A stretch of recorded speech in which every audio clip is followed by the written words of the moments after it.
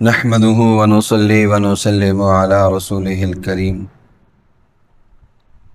سورہ کہف آیت نمبر 29۔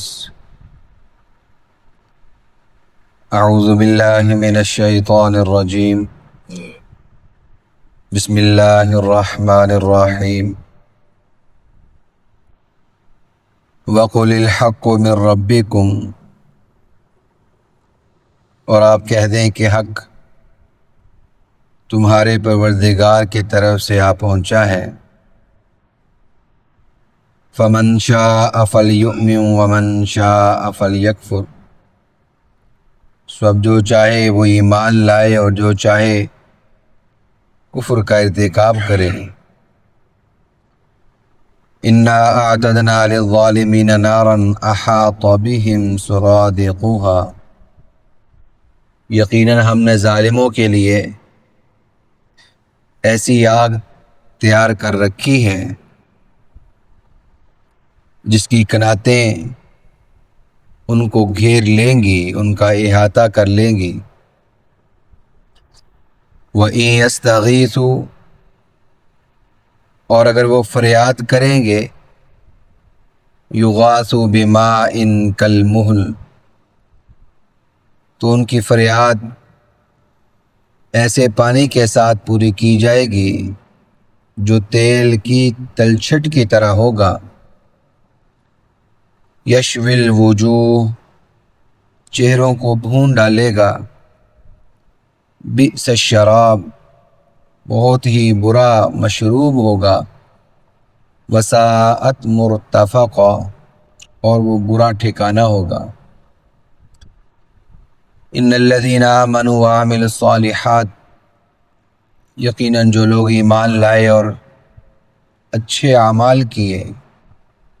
انا لا نضیع اجر من احسن عملا، یقیناً ہم ان لوگوں کے اجر کو ضائع نہیں کرتے۔ احسن عملا، جو اچھے اعمال کرتے ہوں، خوبصورت اعمال کرتے ہوں۔ گزشتہ آیت میں نبی کریم صلی اللہ علیہ وسلم سے ارشاد ہوا کہ آپ اپنے رفقاء، اپنے صحابہ پر نگاہ شفقت کرتے رہیں اور کافروں کی بات میں آ کر ان لوگوں کو، ان مخلصین کو اپنے پاس سے نہ اٹھائیں۔ یہ مضمون تھا گزشتہ آیت کا۔ تو اس صورت میں ایک بات ذہن میں آتی ہے کہ وہ لوگ جو اللہ کے نبی صلی اللہ علیہ وسلم کے پاس آنا چاہ رہے تھے، بیٹھنا چاہ رہے تھے، ان کا ایک عذر تھا، اس عذر کو ختم کر دیا جاتا، ان کو بیٹھنے کا موقع میسر آ جاتا، وہ ایمان قبول کر لیتے۔ تو اللہ رب العالمین نے ارشاد فرمایا قُلِ الْحَقُّ مِن رَبِّكُمْ، حبیب کریم آپ اس بات کا اعلان کریں کہ حق تمہارے پروردگار کی طرف سے آ پہنچا ہے، واضح ہو چکا ہے، کیونکہ وہ آپ صلی اللہ علیہ وسلم سے ظاہر ہونے والے معجزات کا آنکھوں سے مشاہدہ کر رہے تھے۔ قرآن پاک کی تعلیمات صبح و شام رسول اللہ صلی اللہ علیہ وسلم سے وہ سن رہے تھے، اور اس قرآن پاک کے اندر یہ تحدی اور چیلنج بھی موجود تھا کہ تم اس جیسی کچھ چیز بنا کر لاؤ اگر تمہیں لگتا ہے کہ اللہ کے نبی صلی اللہ علیہ وسلم خود بنا کر لائیں۔ تو حق تو ان کے لیے واضح تھا۔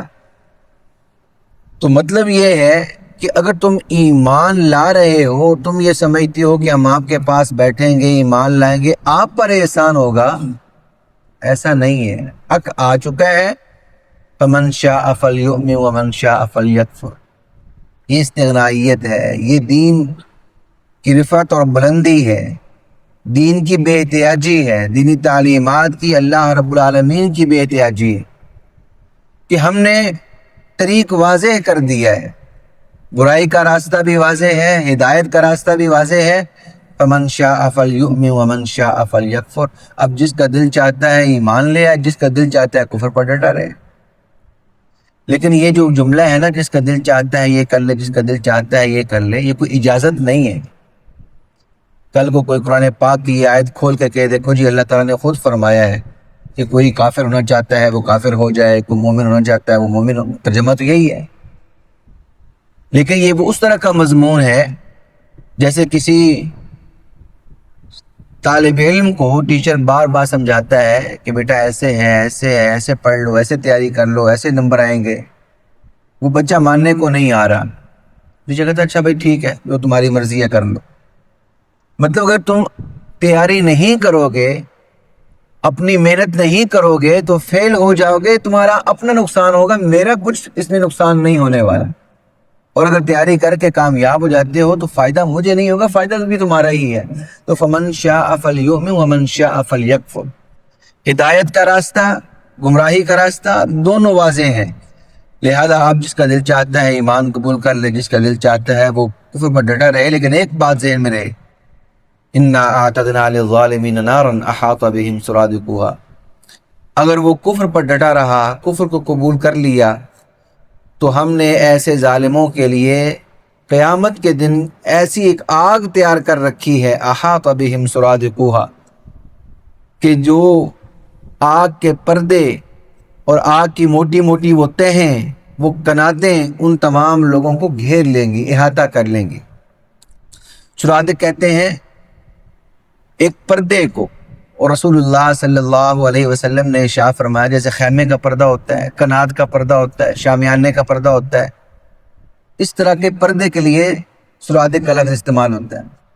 اللہ کے نبی صلی اللہ علیہ وسلم نے ارشاد فرمایا یہ جو سرادق ہے، جہنم کے جو سرادق ہیں، یہ جو پردے ہیں جہنم کے، فرمایا یہ 4 موٹی موٹی دیواروں کی طرح ہے، یعنی ایک پردہ جو ہوگا وہ 4 موٹی دیواروں کی طرح، اور ہر دیوار وہ اتنی چوڑی ہے کہ اگر کوئی شخص 40 سال تک اس دیوار پر چلتا رہے تو اس کو پورا نہ کر سکے، اتنی چوڑی ایک دیوار ہے۔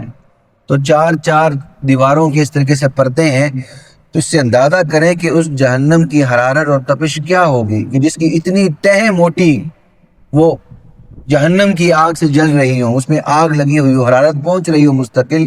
اللہ رب العالمین نے شاہ فرمایا یہ جو کافر ہیں ان کو وہ موٹی موٹی تہ پردوں کی جو ہیں وہ گھیر لیں گے، اور وہاں پہ لازمی بات ہے اس تپش کی وجہ سے، جہنم کی آگ کی وجہ سے پیاس لگے گی، بھوک لگے گی، وَمَا وَإِن يَسْتَغِيثُوا، اور جب یہ پانی پینے کے لیے فریاد کریں گے کہ ہمیں کچھ پانی دے دیا جائے، کوئی قطرے دے دیا جائیں، يُغَاثُ بِمَاءٍ كَالْمُهْلِ، میں انہیں پانی پینے کے لیے ایسا دیا جائے گا جو تیل کی تلچھٹ کی طرح ہوگا۔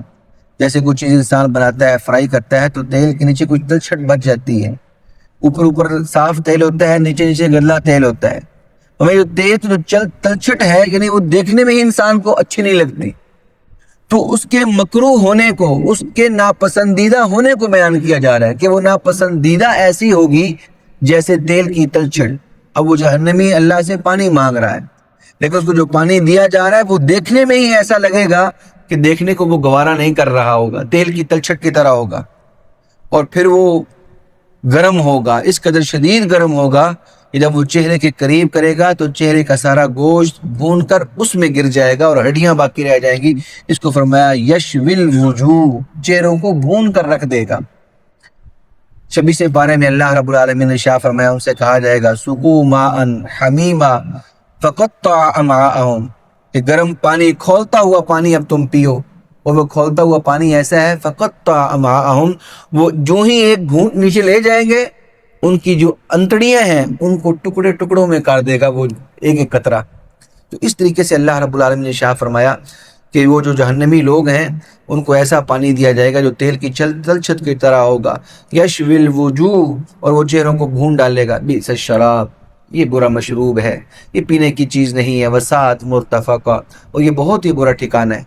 اس کے برخلاف جو ایمان لے آئے، ایمان پر زندگی بسر کی، اعمال صالحہ ساتھ میں اضافی طور پر کرتے رہے، ایمان، محض ایمان اگر ایمان پہ خاتمہ ہو جائے وہ بھی نجات بہرحال بندے کی کرے گا، لیکن اعمال صالحہ ہوں تو پہلی فرصت میں بندے کی نجات ہو جائے گی، یعنی اس میں انسان کو پھر دائیں بائیں نہیں جانا پڑے گا، اللہ تعالیٰ پہلی فرصت میں پہلے موقع میں اس کی جنت کا وعدہ کرے گا، جنت کا اعلان کرے گا۔ اس لیے فرمایا کہ ایمان لائے، اعمال صالحہ کیے، اِنَّا لَا نُضِيعُ أَجْرَ مَنْ أَحْسَنَ عَمَلًا، فرمایا کہ ہم ایسے لوگوں کا اجر ضائع نہیں کرتے جو اچھے طریقے سے اعمال کر کے آتے ہیں، نیک اعمال کر کے آتے ہیں۔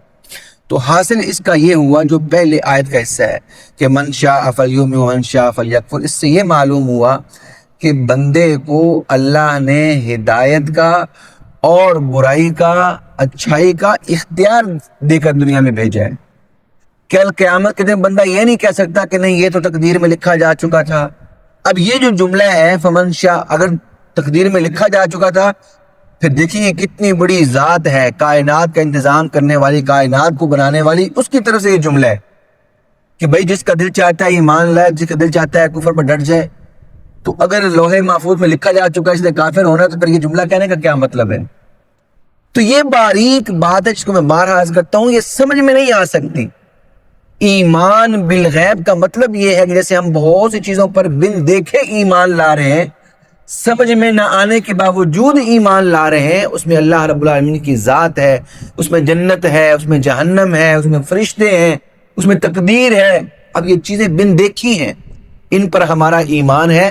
تو تقدیر کا جو معاملہ ہے اس پر بھی ایمان ہی بندے کو بچا سکتا ہے، سمجھ نہیں بچا سکتی، تقدیر سمجھ میں نہیں آ سکتی۔ اگر ہم یہ کوشش کر رہے ہیں نا کہ ہمیں تقدیر سمجھ میں آ جائے، جیسے اللہ رب العالمین کی ذات وہ بندے کے دل و دماغ میں یوں سمجھ نہیں آ سکتی جیسے مادیت انسان کو سمجھ میں آتی ہے، تو ایسے ہی یہ جو چیز ہے تقدیر، یہ بندے کو سمجھ نہیں آ سکتی، اس پر ایمان لانا ضروری ہے۔ کیونکہ میں نے عرض کیا کہ اگر لوح محفوظ میں جنتی جہنمی، جیسے کہ 12ویں پارے میں بات ہم پیچھے پڑھ کے آئے، فَمِنْهُمْ شَقِيٌّ وَمِنْهُمْ سَعِيدٌ، بعض بدبخت ہیں، بعض نیک بخت ہیں، تو اللہ نے یہ تو لوح محفوظ میں لکھا ہوا ہے۔ لیکن اس لکھنے کا مطلب یہ نہیں ہے کہ بندے کا اختیار سلب ہو گیا ہے، بندے کا اختیار ختم ہو گیا، یہ مطلب نہیں ہے۔ وہ یہ آیت بتا رہی ہے کہ یہ مطلب نہیں ہے۔ یہ آیت یہ بتا رہی ہے کہ بندے کو اختیار دیا گیا ہے، اب وہ اختیار سمجھ میں نہیں آتا، تو وہ اختیار سمجھ میں نہ آنا وہ ایمان کے منافی نہیں ہے۔ ایمان لانا ہمارے لیے ضروری ہے۔ بندے کو اختیار دے کر بھیجا، تبھی فرمایا من شاء فلیؤمن ومن شاء فلیکفر، تبھی فرمایا الذی خلق الموت والحیاۃ لیبلوکم ایکم احسن عملا، کہ بھائی ہم نے زندگی موت یہ بنائی اس لیے ہے تاکہ ہم تمہیں آزمائیں کون اچھا کام کر کے آتا ہے۔ تو اگر پہلے سے لکھا جا چکا ہے، طے کر دیا گیا ہے ایسے اچھے کام کرنے برے کام کرنے، پھر اس جملے کا مطلب نہیں بنتا۔ تو اسی میں عرض کرتا ہوں کہ یہ تقدیر ہے، اس پر ایمان نجات کا باعث ہے۔ یہ سمجھ میں نہیں آ سکتا مضمون، ہاں انسان اپنی سمجھ کو قریب سے قریب تر کر سکتا ہے، لیکن اس کو بیائی نہیں سمجھ میں آ جائے یہ مشکل بات ہے۔ یہ ایمانیات کے قبیل سے ہے، ایمانیات قیامت کے دن تک بالغیب وہ بندے کے پر لازم رہیں گی۔ اللہ تعالیٰ مجھے آپ کو تعلیمات اسلامیہ پہ عمل کی توفیق عطا فرمائے۔ وما علینا الا البلاغ المبین۔ الحمدللہ رب العالمین والصلاة والسلام علی سید الانبیاء والمرسلین رب ارحمہما کما ربیانی صغیرا ربنا هب لنا من ازواجنا وذریاتنا قرۃ اعین واجعلنا للمتقین اماما۔ اللهم إنا نسألك الصحة والعفة والأمانة وحسن الخلق، اللهم أرنا الحق حقا وارزقنا اتباعه وأرنا الباطل باطلا وارزقنا اجتنابه، وصلى الله تعالى على رسوله النبي الكريم وعلى آله وأصحابه أجمعين، آمين برحمتك يا أرحم الراحمين۔